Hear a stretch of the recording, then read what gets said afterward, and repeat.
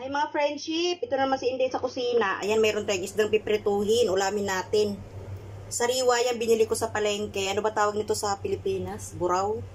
Buraw uli. Pero piprituhin natin. The last time nagluto ako, diba, sinabawan natin.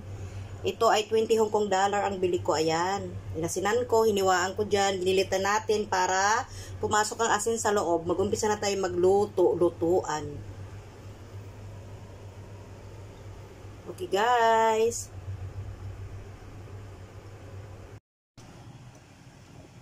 Ito na yung ating kawali.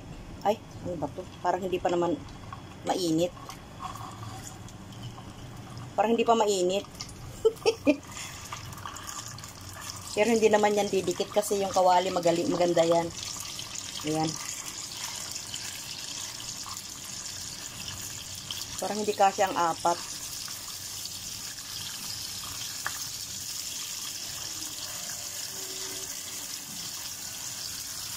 Ayan mga friendship, ang ating buraw. Hindi pa mainit yung kawali pero uminit na lang.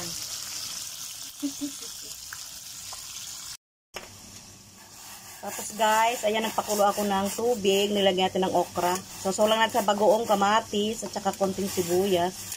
Diba, pigaan natin ng lemon ng ating bagoong na isda. Ayan. Healthy food. Ingatan natin ang ating mga sarili kasi malayo tayo. Kakain na tayo pag naluto. Ito na ang ating isda, mga friendship. Baliktad ko na.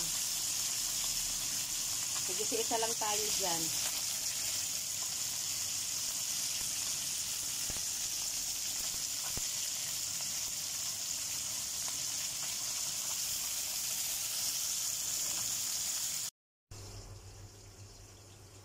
Bagoong na isda, gote sausawan.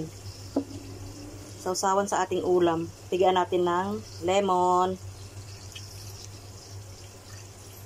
Kahit hindi natin tanggalin yung buto. Iwasan na lang natin yung buto sa pagsubo natin.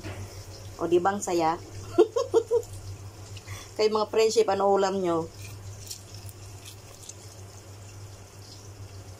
Ayan. Bagoong na isda yan, walang laman. Kumusta kayo dyan?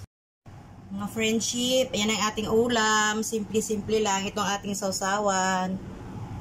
Maraming salamat guys. Sa mga nakaka-appreciate sa aking mga video. Sa kusina, luto-lutuan, luto kain, kain luto.